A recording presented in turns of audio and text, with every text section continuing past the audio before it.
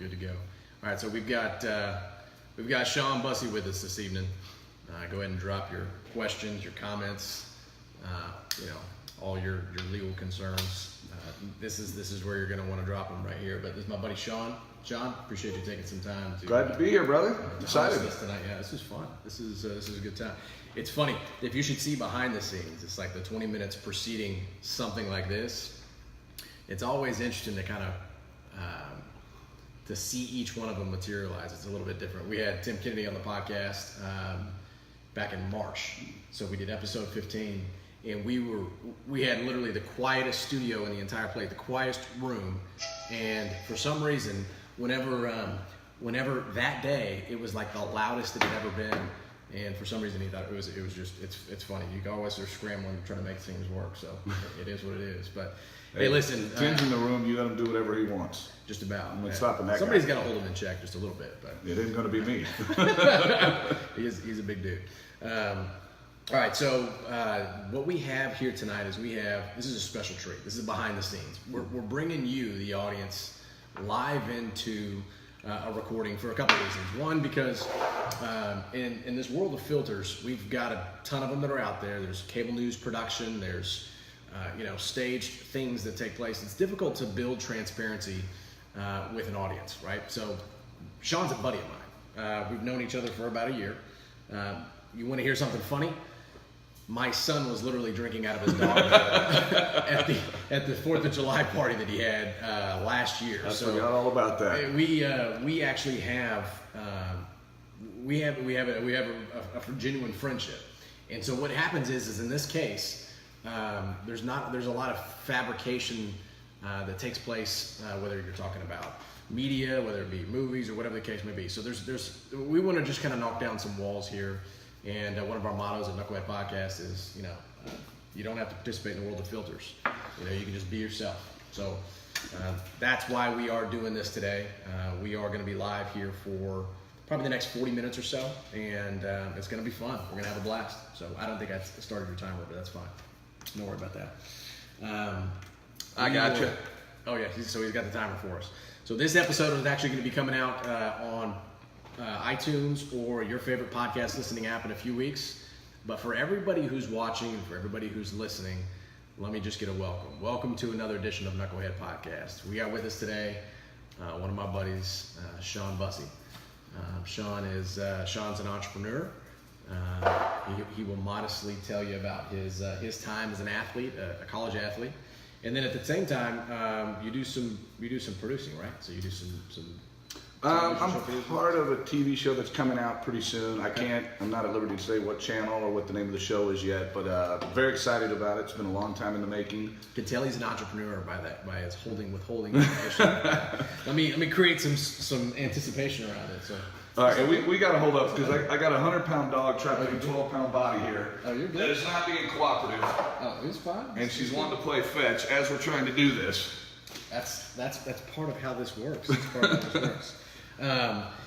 No, but so, yeah, entrepreneur, kind of you run the gamut in terms of experiences, though. You have... Had none. Just trial by fire, pretty much. Oh, I love that. Okay. I got, my short minor league career, I always say it was the best $800 a month I ever made. When that was over, I didn't know what to do. I mean, all I'd ever done was baseball, bartending. I stayed in that world as long as I could because I loved it. I mean, I couldn't hit enough batting practice. I couldn't take enough fly balls. I loved it. And when that was gone, it was like, what do you do? So I got a job. I mean, it was a pretty good job, sales job, and I started looking at it when I got there, and I said, man, I could work this job for X amount of years to get to this level, to do a job that I don't want to do, but it pays more money, so I can get to the next level, to do another job I want to do even less, but it pays more money. And I worked that job for 10 weeks. Let's back up a second. This is where sometimes we end up losing some folks. We're talking to an audience of Knucklehead Marines, right? And I say that as a term of endearment because I am one, right? I got it. Before we even go any further, Thank you and thank all the other knuckleheads out there. Appreciate you guys. Appreciate your service. Absolutely. Well, this is never settled apparel. JP Donnell. He's a buddy of mine, Echelon Front. It was funny. It was a podcast that we did, and we dove right in. and the guy did not miss a beat. It was like a solid take. It was awesome. So let's back up a second. Let's talk about specifically your minor league career. But let's start from the beginning. Like even before your minor league career, because you played on, I don't know if people will, like most people would be familiar with like the West Coast offense, right? Right. And the run and shoot. This was the run and shoot.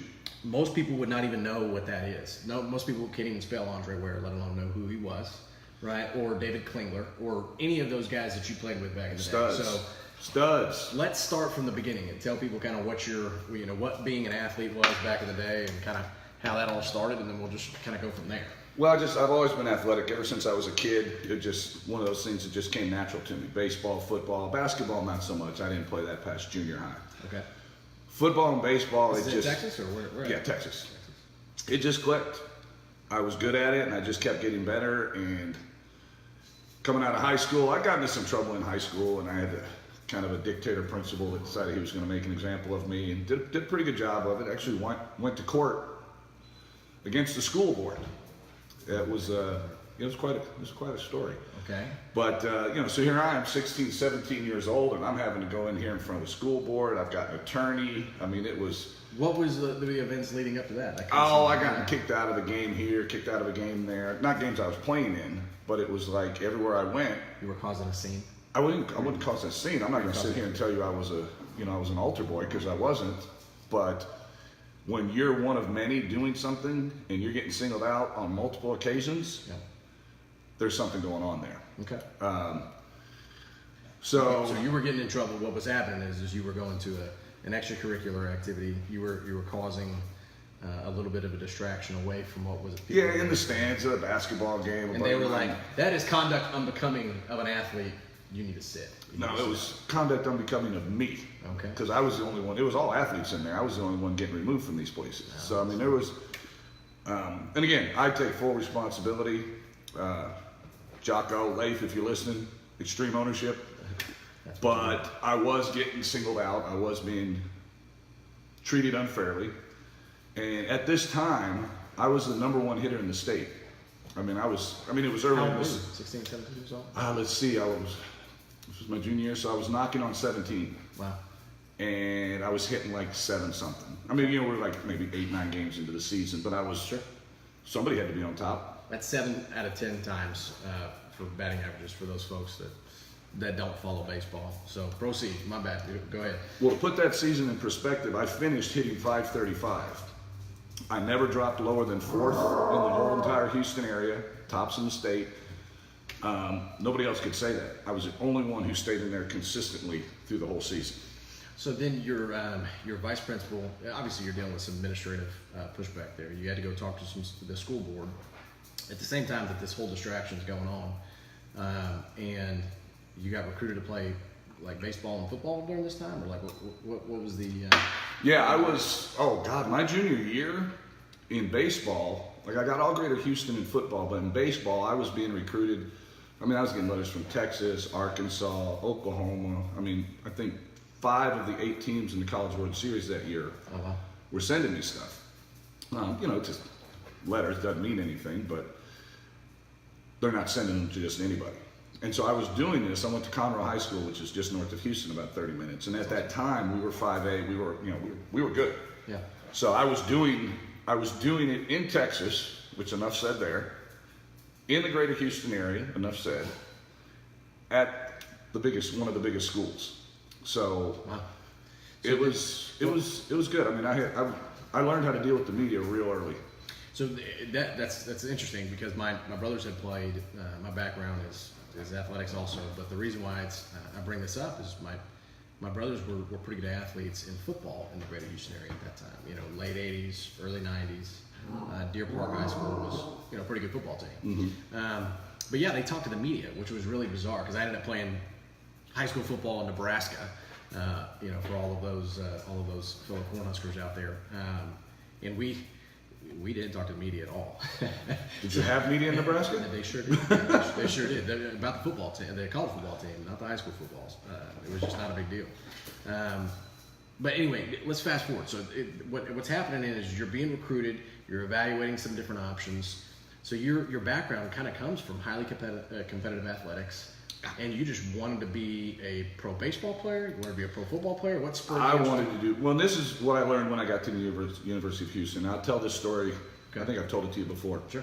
I was a very, very good football player. Okay. I got to U of H and realized how good I was not. Okay. I mean, we got to 5th in the country. Those guys were studs. Yeah, they almost won a national championship. Yeah, they were studs. And you know, I quickly learned, I'm like, you know what? I could play professional baseball. I'm legit. I'm not getting anywhere near the NFL. So how far did you take your baseball career then? What happened? Well, when I left U of H, I just went through 2-a-days there. I didn't even register for classes. Okay. I just realized, I'm like, you know what? I'm at the wrong school playing the wrong sport. Sure. But by then it's so late. Yeah. What do you do? So I wound up at a junior college. Okay. And they were happy to have me. I don't want to sound arrogant, but yeah, you know, a junior college getting a hitter that was tops in the state, they're happy. And then one day I'm farting around College Station on a moped, going over to see my girlfriend, slowing down to turn, and I mean, I was just about getting ready to turn, and boom, some girl hit me from behind in her car. Oh, you got it. Thank God it was a Hyundai Excel. If it was a truck or something higher and got me in the back, dead, paralyzed. But she got me. My ass is sitting here on the seat. That car hit me just below, so it hit the moped, Kind of pumped your foot. and I was almost at a dead stop. So it knocks it out from underneath me. I go flying back through the windshield, slam my head on the roof of the car. She panics because she sees my fat ass coming, you know, just slams on the brakes, sends me flying the other way, and I mean, I'm through the air like this. I hit the ground like this. So all the skin on my hands, you imagine hitting the pavement, was just off, bleeding. My hamstrings, my ass, my back, and I mean, I'm laying in the emergency room, and this nurse is cleaning out all the scars, and she's like, you can't clench, she's trying to clean my ass, and she's like, you can't clench your butt cheeks.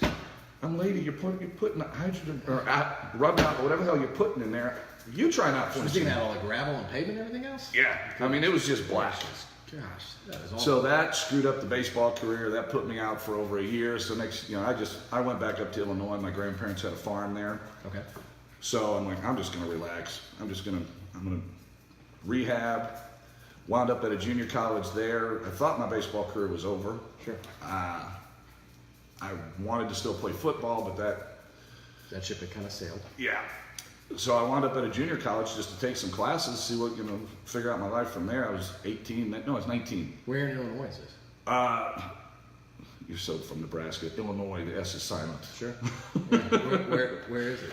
It was a junior college called McHenry County Junior College. It's in Crystal Lake, Illinois. Okay. My grandparents had a farm, little bitty town called Harvard, right on the Illinois-Wisconsin border. Yeah. But, you know, we had horses and cows and, you know, just get to go out there and ride horses and kick back. Wound up, actually, one of the players on the baseball team there saw me in the gym, and it was like a first-year program. Yeah. And they asked me if I ever played, and I was like, well, yeah, I played in Texas. I'm not playing for you guys. Interesting. And then, I was like, wait, what else are you going to do? You're medically cleared to play. Let's go play. Sure. So I got all conference 2 years there, wound up at Northern Illinois University, where for whatever reason, we weren't a good team. Right.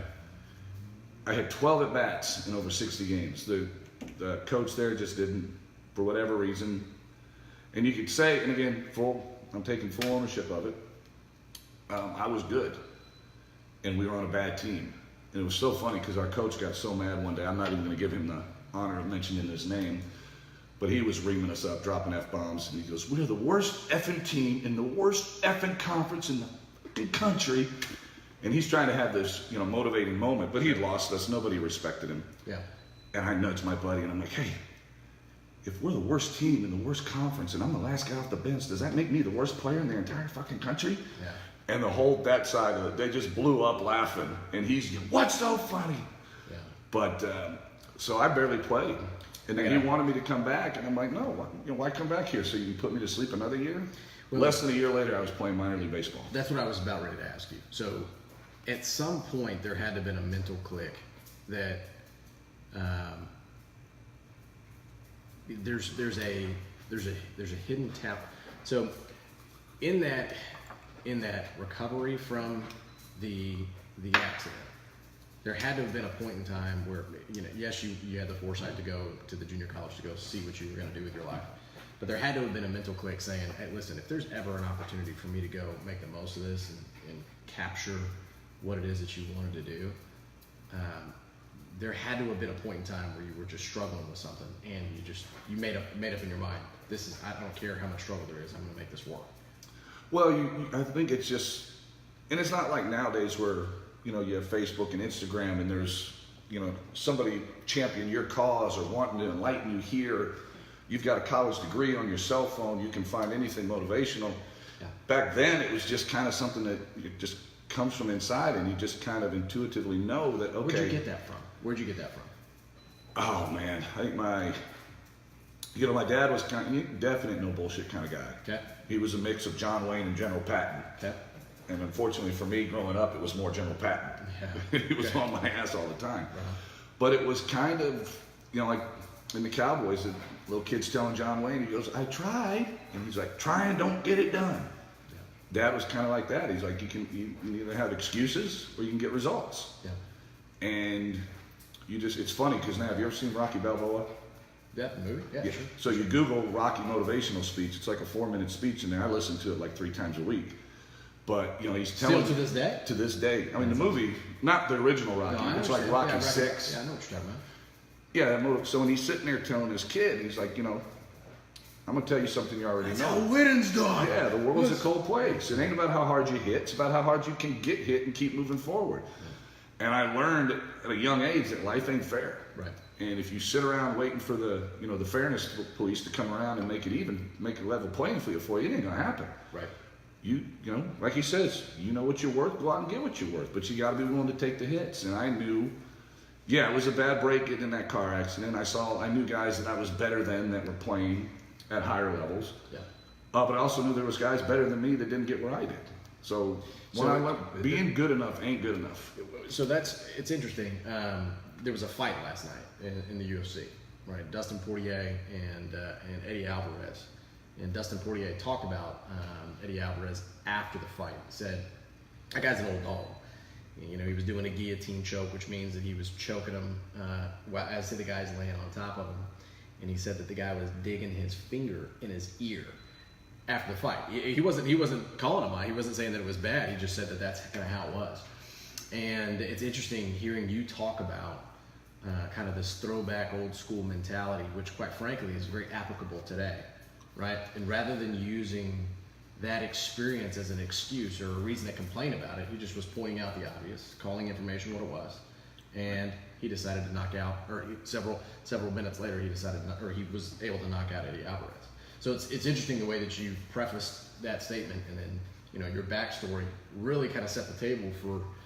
I don't want to jump right into entrepreneurship, but it kind of set the table for entrepreneurship for you. It planted the seed. There's that old saying, you got to dig your well before you're thirsty. Sure, yeah. I didn't even know that well was being dug at the time. Okay. So it's safe to say even that coach, as crappy as he was, he actually modeled for you exactly how you did not want to be whenever you were given the opportunity to lead. Right. And when he asked me, because the end of the season bullshit meetings that he's trying to paint a pretty picture on our crappy season. Mm-hmm. So he's giving me the motivational speech to come back, and I said no. And he wasn't disappointed. He didn't care. Sure. But I told him flat out, I'm like, why would I come back here and rot another year? I'll go take my chances. Kind of like LeBron. He took his talents to South Beach. I didn't know where I was going to take mine to, but I knew they were good enough to be used somewhere, not rotting with that crappy program. You rolled the dice and took a bet on you. Mm-hmm. Is what I'm hearing. It sounds like that was a good move. Well, for a couple of reasons. One, you had the opportunity to kind of spread your wings and go elsewhere, which is good. But so, what does that have to do with entrepreneurship? I'm curious. What does that have to do with you? It just as I was doing that, I started. Most people they do all their studying in college, and then they quit growing afterwards. Yep. They quit reading. I didn't do shit in college. I was there to chase girls, drink beer, play baseball. Okay. And playing baseball was the most important one to me. It wasn't until a few years after college when I started getting into more, reading more and just the information overload that was coming. And I read a book called Rich Dad, Poor Dad, Robert Kiyosaki. And that started getting me into thinking more entrepreneurially and, about money and, where you put it. And I mean, just all these things that were just so foreign to me. And then just kept reading. But I was still playing baseball at the time. I was still chasing that dream. Sure. And then when that was over, true story, my career officially ended 3 days before my 27th birthday. I call it a career, it really wasn't. But I had about $250. I was up in Chicago. I knew this was as far as I was going to get. But it was a chance to play. I had a lot of family and friends up there. It was a chance to play in front of kind of the home crowd. Yeah.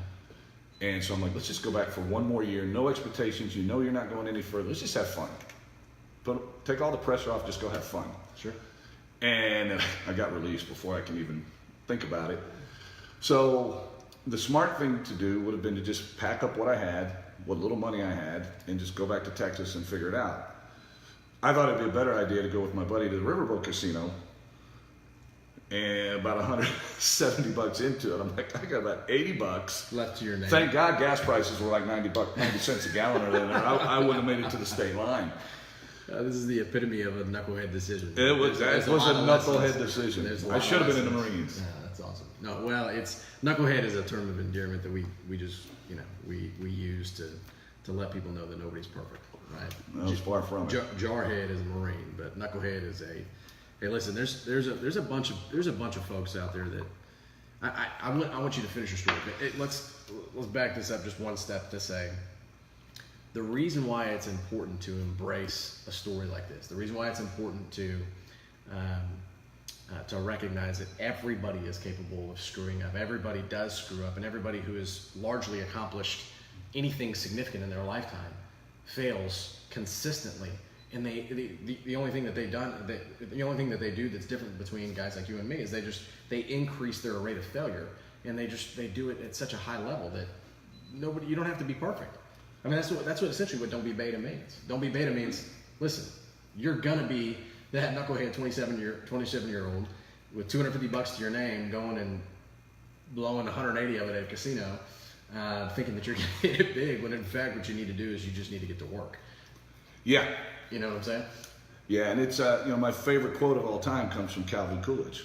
And it says, "Nothing in the world will take the place of persistence. Talent will not. The world is full of unsuccessful men with talent.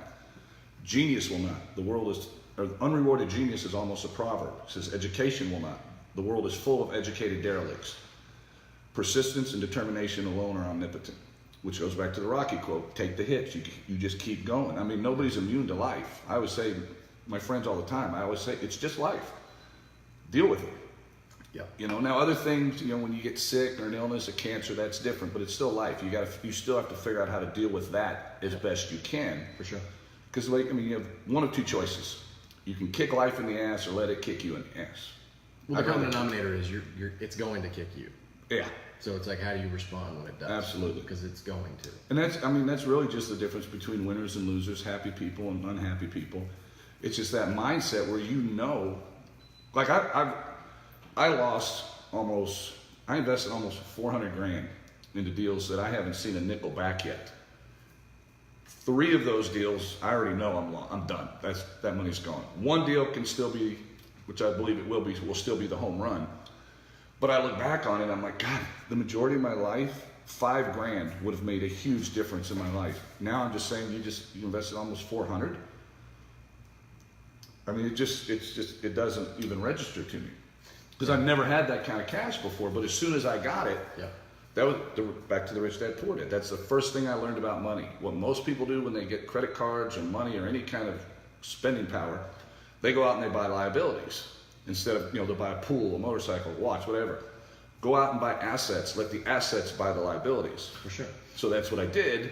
Turns out I should have bought the liabilities. I'd have a lot more fun.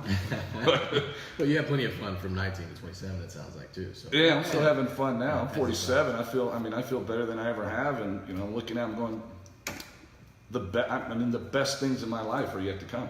There's no doubt in my mind about it. Well, there's truth to being able to, set your goals and work tirelessly to make them happen.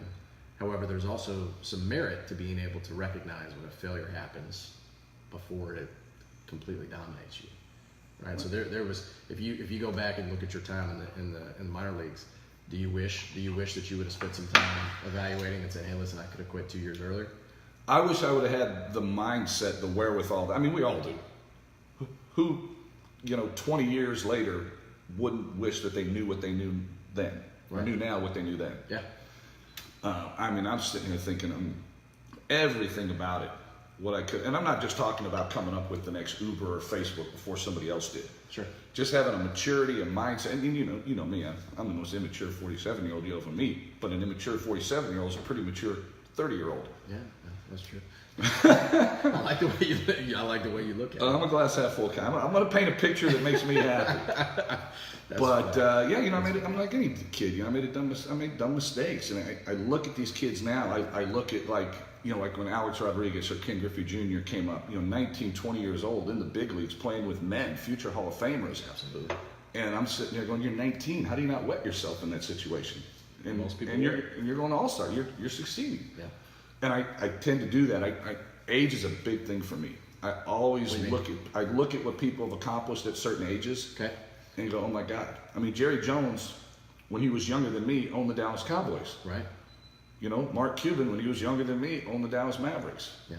Mark Zuckerberg was the youngest billionaire ever. But I mean, you'll beat yourself up comparing yourself to those people. Well, Ray Kroc and Colonel Sanders. Yeah. How come we don't pay attention more to that? When we look at him succeeding late in life, we're thinking, oh God, I'm a failure because I haven't done this yet. Well, the fact of the matter is we live in a society where instant gratification it's not just the flavor of the week. It is what it is. I mean, we're on a live video for a podcast that's not going to get published for another 3 or 4 weeks. And it's only because we need something now.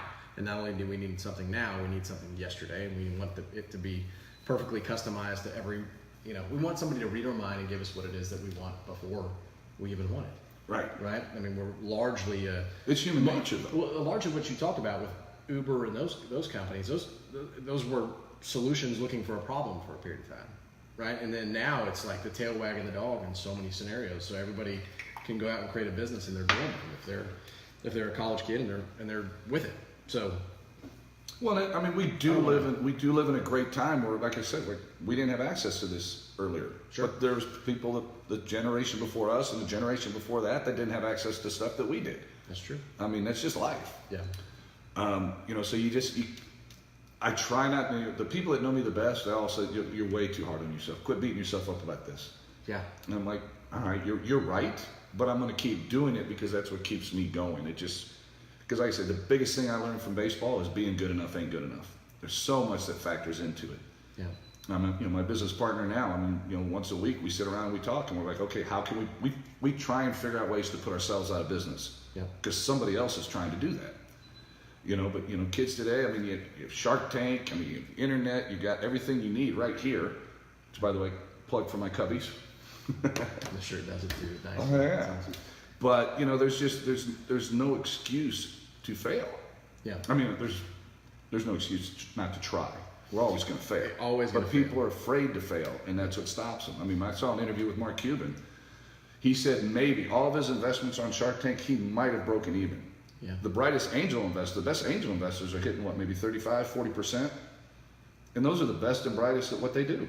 And they're failing more than half the time. So why am I going to beat myself up for failing at something that I took a shot at? Do you want to know why?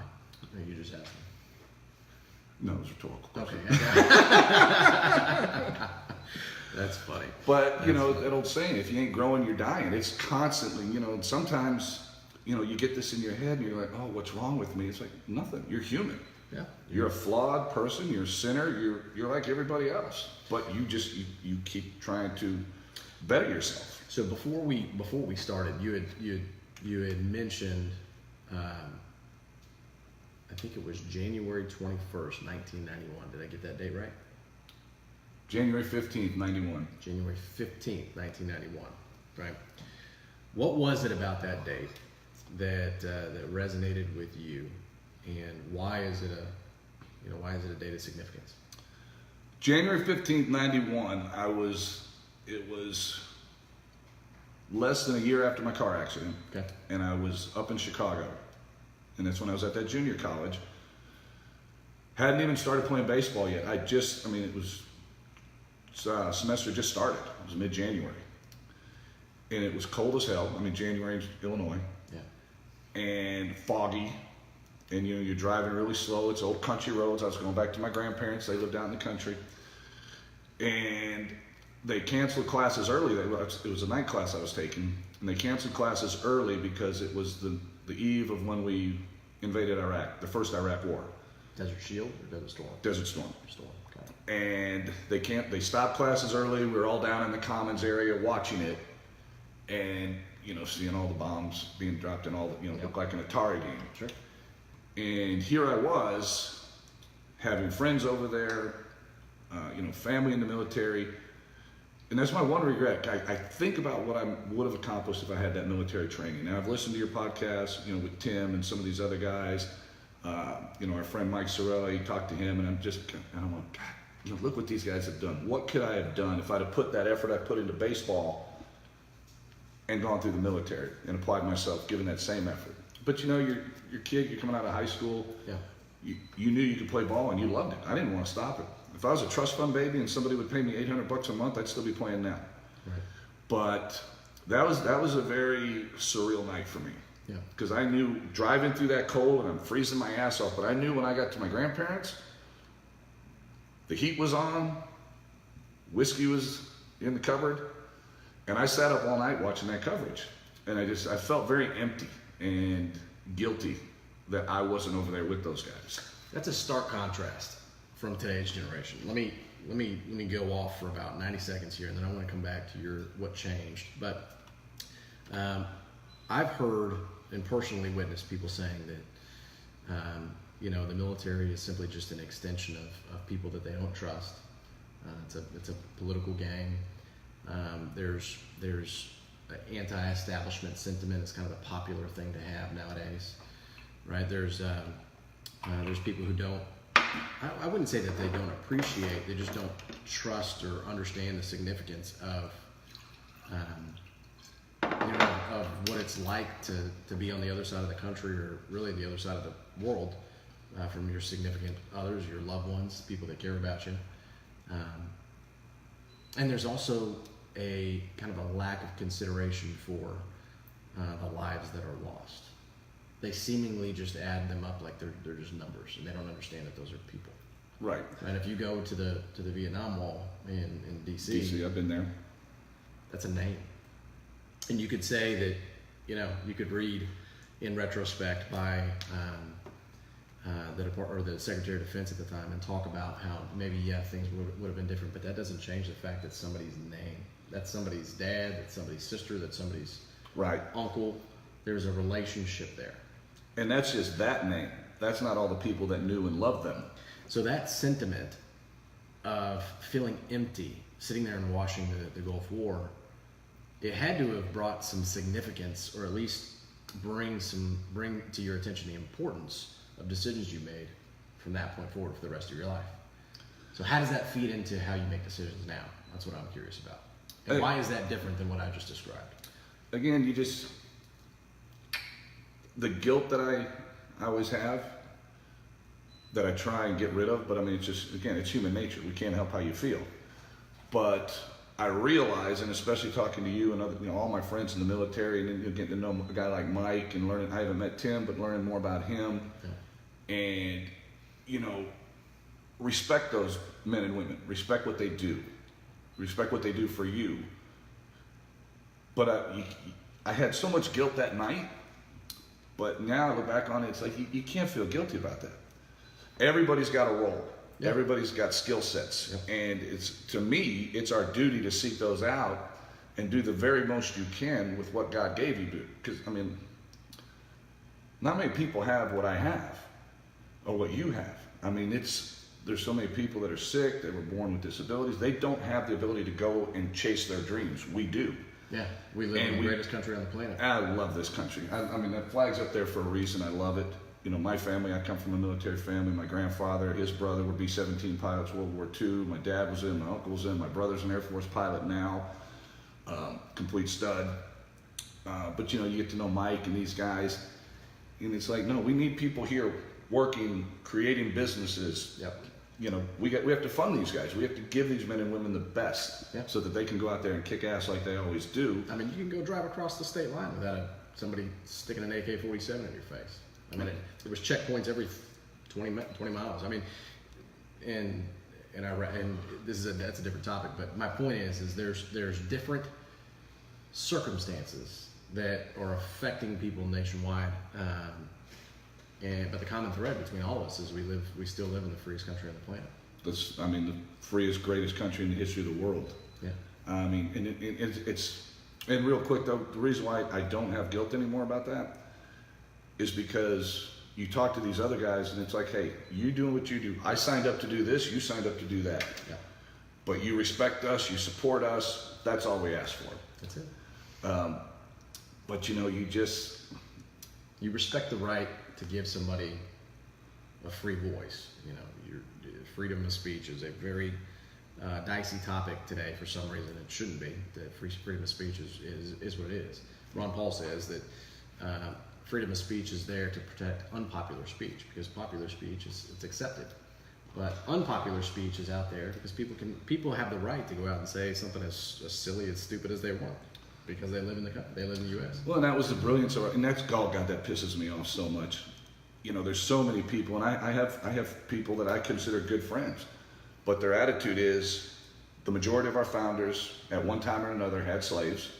Therefore, this is a country built on slavery, and our founders were bad people. And it's like they don't realize, well, our founders didn't invent slavery. You know, that was already here. That was brought over. You know, they go over like in the NFL. They go over there and they stand for that national anthem. Slavery was brought to America under British law. Our founders were very, I'm not condoning it by any means, but you have to put it in context. Our founders were very conflicted with slavery. They knew it wasn't right. They knew it was immoral. They knew it had to end. But they just got done fighting a very bloody Revolutionary War. Yeah. It wasn't the time to go about this. But what you never hear about them is, you know, America is one of the first countries to end the slave trade. Were some of our founders alcoholics? Did they sleep with their slaves? Yeah, they weren't perfect. But they had so much power that they could have acquired at that time. If they were racist, we'd probably still have slavery. Or it had been a long time before it was abolished. George Washington he turned down a third term. He said no man should have that kind of power. Our founders, I mean, they studied history, philosophy, other countries, Montesquieu, Plato, Socrates, Aristotle. They could have never foreseen the space shuttle, AK-47s, social media, but they knew human nature would never change. Right. You're always going to have good, you're always going to have evil, strong, weak. People have to be free to pursue their life's ambitions. And you have to have people like you, like Mike, like Tim Kennedy, that are willing to go out there and put their lives on the line. Cops every day. Yeah. You know, I mean, is everybody in the military a good person? No. Is every cop a good person? No. But the institution and what it stands for and what it was set up to do is very honorable and very virtuous. And I mean, our founders, that was the cornerstone of Socratic thinking, was wisdom and virtue. Right. And Madison wrote in the Federalist Papers, Federalist 51, if all men were angels, we'd need no government. If all government were angels, we'd need no limits placed upon them. That's why they put that system of checks and balances in. Yeah. And they were brilliant. Flawed, alcoholic, whores. You know, look at the successful people today that are the same thing. Yeah. But it just pisses me off so much that people, again, human nature, we take our lives for granted. It happens. Yeah. Somebody dies. I just had a good friend die a couple weeks ago, my age. And you put your life in perspective then. It's sad that something like that has to happen for you to just, you know, re-engage and go, okay, let's go. Yeah. But show me anywhere in the history of the world where all these atrocities weren't going on. They go on today. Yep. America, you know, you hear about that, but you never hear about the millions of lives lost defending freedom, beating down fascism, Nazis, curbing against communism. Mao, Stalin, Marxism, communism, Castro, and now there's people. You know, Ronald Reagan. He gave a speech in '63. He said, "America," and he was quoting I can't remember the guy's name. He ran for president like maybe the 1920s. Yeah. He said, "America will never accept socialism under socialism, but it can be sold to them hook, line, and sinker under the guise of liberalism." Sure. But now you've got Bernie Sanders, this Acosta, I can't remember, the girl, 28-year-old in New York that just got elected she's running as a socialist. And socialism has never worked anywhere in the history of the world for any length of time, especially with a population as large as ours, but they all say the same thing. Oh, we just haven't done it right. And it's like, how many more of our young men and women do we have to send off to battle to die and how many for crap that is proven it doesn't work? So two things. One, Tim was a Green Beret, Special Forces. Mike was a U.S. Navy SEAL, prior U.S. Marine. I was a logistician Marine, so not quite in the same category. Love those guys, but let me delineate just for I've never met Tim, but Mike's both of them are badasses. Both of them are. I can hold my own in most fights. I wouldn't last 10 seconds with either one of those guys. In a war of words, we might lose. We'll just put it to you that way. So, second thing is the topic of, and I think this is probably a good place to park here, to be honest with you. It was it's fine. So the topic of socialism, and really how much of that thought process is contrary to free market economics and your desire, your individual capability as an entrepreneur, and your ability to then provide jobs for everybody who works at your business. Not to mention the side projects that you had talked about and the opportunities that creates for folks. Yeah, it's just completely asinine to me. Well, it ignores, again, my friend, they had a nickel for every time they heard me say human nature. It ignores human nature. It ignores facts, logic, history. Yeah. It plays to revisionist history and what makes you feel good about yourself. Yeah. But it's not the real world. Sure. I mean, they think we're going to legislate, and if you guys can't tell by this podcast, I'm a pretty conservative guy with libertarian views. Sure. But as a conservative, I don't think you can, nor do I think you should, nor would I if I had the power to legislate morality. Sure. What's moral to you is not moral to me or moral to that person. And you know what? If I disagree with the way you're living your life, who gives a damn? Yeah. As long as I'm not in your face, insulting you, threatening you, what do you care what I think? Get out of my head. Right. I mean, Kevin Hart's taking shit right now, a couple weeks ago, because he's not using his status to speak up. And he's basically said, I make movies, I crack jokes, I make people laugh. Yeah. I don't want to get into politics. Sure. So now he's getting beaten down, not for anything he said, but because he's not saying anything. And I have a handful of books I read multiple times a year. One was written in 1850 by a guy named Alexis de Tocqueville. And he writes, Which one is this? It's called Democracy in America. Okay. And there's a verse in there where he says, basically, eventually the people become a timid flock of sheep to where government is their shepherd. And I don't blame the kids today, it's our generation that's raising them. Yeah. Participation trophies. Well, you don't get those in the real world. No, you don't. If you don't produce, you get fired. That's right. Unless you get a government job, you're a politician, then you can screw up all you want and point the finger and blame everybody else, get reelected. Yeah. But it's not the real world, and it's not fair. Right. I mean, I love the movie Remember the Titans. There's a scene in there where Denzel's telling the boys, you need a coat and tie for camp. Yeah.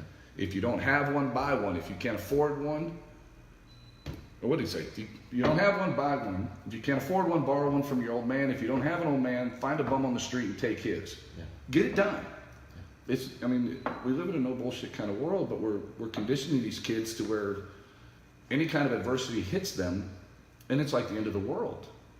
And I've had, I'm human. I get my little pity parties, but they're short-lived, and then you get back to kicking ass because you realize, hey, you're healthy, you're strong. Yeah. There's nothing holding you back except up here. Sure. And then you just get back to it. Yeah. But they think the end of the world. And it's like, no, this is a good thing. Yeah. All that money I lost is a good thing. Yeah. I don't know any rich people that didn't lose money on deals along the way. And then I got that in my head. I'm like, oh shit, this is good. Yeah. This is part of the blueprint for success. So you just keep going, you keep going, you keep going.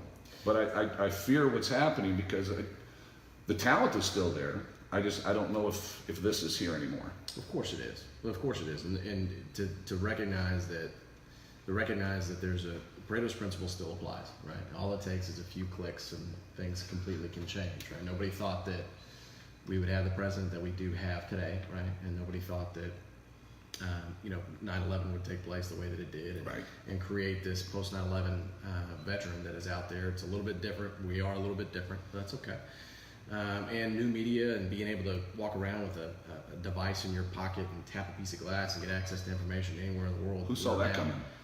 Now, Encyclopedia Britannica, they used to be sold door to door, right? I mean, that's how information was disseminated, but now it's completely different. So, there's a lot of lessons that go into entrepreneurship, and a lot of lessons that come from sports. There's a lot of lessons that come from failure. So, summarize in one quick snippet, what was the biggest thing that caught you? What was the biggest thing that taught you that you were going to be a success? What was the one thing that you can essentially isolate to say that I'm gonna probably the car wreck. Really? Because I just turned 19, and was still not sure what was going on. Sure. Like most 19-year-old kids don't. But it was just at that moment, baseball was at least temporarily taken away from me. Sure. And it was at that moment, it's like, okay, you got one of two choices. You can let this define you and let it beat you down, and then you're really screwed. Or you can address it, kick it in the ass, move forward. You're not dead. You didn't, I didn't lose a limb. It's not like I can still walk. I can still talk. I mean, just use it. I mean, it is. I kind of hate the saying, but it's true. It is what it is. It is what it is. Deal with it. Yeah. Or let it deal with you. But either way, it's kind of funny because my oldest sister, when she had her first baby, Jennifer, I love you to death, but she's somewhat of a hypochondriac, and she literally, I wasn't there, but I was told, she literally started, when she was in labor, she literally was trying to get up off the bed and leave the room and say, I can't do this. You can do it here, you can do it somewhere else, in the hallway, I don't care, but this baby's coming. That's right. And that's life. Life is going to keep coming at you all the time. How are you going to deal with it? Too many, I think people get, if I could just get to this, if I can just get to that, and it's like, you're creating a scenario where you don't have to think anymore. And, they say weeds grow naturally. So you have to keep moving on, because if you're just stationary, those weeds are growing up underneath you. That's exactly right. And they're a bitch to get rid of. And the longer you let them sit there, the harder they are to get rid of. And the bigger they get. They get. And they're ugly. Yeah, they are. They are. But let's end there. I think that's a good. We'll have to have you back on again for a couple of reasons. We can talk about some stuff. You sound like you got something you want to say. What's up? Oh no, I'll come back. This has been great. How many times you get to? There's that time. There's that time. I was just say, how many times you get to sit with a buddy, smoke cigars, have some whiskey, and talk cold beer, and talk about life and what you've learned, and hopefully, hopefully this helps people. I know there's other podcasts I've listened to yours, and it's helped me. So I'm hoping I'm helping somebody else out there. Well, there's no question it will, right? It's just a matter of how they want to apply it and go do it. There's no question. Everybody's got a story to tell, and everybody's got something to learn from somebody's story. Mm-hmm. It's just getting that message out there. So how can people find you? This is your opportunity to plug Sean Busse. This is. Find me at Instagram. Okay. Sean Busse, SeanBusse. Okay. Same thing on Facebook. I will be putting out more things as the TV show comes along. I'm working on developing another show I've talked to you a little bit about. We're just trying to get it just right so I can take it to different people I know and pitch it. And, I can. Tim Kennedy, don't kick my ass, but I kind of mimic a lot of stuff that you do. Try to in the gym. Oh my God, that guy's a beast in the gym, watching him. Yeah. But, there's other people that I look up to and I see what they're doing and, kind of the show that I want to build and what I love this country. I love it so much. I thank God every day I was born, when I was, where I was, to who I was, my family, my friends. My worst days, I thank God to be an American and all the opportunities we have here. So I think people like you, anybody who's ever been in the military, our cops, firemen, first responders that protect us every day. I get a little nerdy when it comes to that, but I love all you guys. I love all the men and women that do what you guys do. You read a book from the 1850s 3 times a year or whatever it was. So I can understand that. It's okay. It's all good, man. If my buddy Brad were here, he gives me a lot of shit because and your wife caught me too. What's that? Listening to, you know, A book on tape. Book on tape in the gym, and she's like, "You're supposed to be in here motivated. You're listening to Democracy in America. why are you reading the Communist? Why are you listening to the Communist Manifesto?" It's funny. She's awesome. My wife is incredible. There's no question about it. But she is very good at calling people out. I will put it to you that way. No, your wife is a badass. I agree. She's great. I like. She's a stud. She's an ass kicker. I'll tell you that. Well, you're awesome, but she's definitely your better half. There's no question about that. No argument. Happy wife, happy life. So listen, that is a wrap. I mean, Sean, it's been awesome. We appreciate your time. Thanks for having me, brother. Can't wait to come back anytime. Yeah, for sure. Enjoyed it. Listen, this is your opportunity to, if you're out there struggling with some stuff, to just reach down and grab yourself by the ball sack. If you ain't got one of those, then reach down and grab what's inside of you, your intestinal fortitude, and don't be beta. Right? Go out and get some wins. Set some iterative steps for you to get out of the current set of circumstances that you're in right now. We appreciate Sean, the time that he spent here today. That's awesome. And go out there and get some wins. Make it happen, guys. You can always listen to Knucklehead Podcast on iTunes, or you can listen on your favorite podcast listening app. This is a quick plug from my buddy Nick Ripplinger. He owns a company called Battle Sight Technologies out of Ohio. But he wrote this book, Frontline Leadership, and he actually gave this to my wife not too long ago. And I was just rereading it again, and it's a good one. If you really want to take some practical application of things that you learned whenever you were in the military and apply it forward in either your business or your life now, this is literally like a step-by-step guide on how you can do that. There's plenty of books that are out there. And there's 44,000 veteran transition organizations that are out there. So you can get lost in the sauce pretty quickly with the access to the information that we have. Just go out there and start reading. Go out there and start accessing information, and you'll eventually find what you're looking for. So we appreciate you, Sean. We appreciate you. Thank you. Talk to you soon, guys. Take care.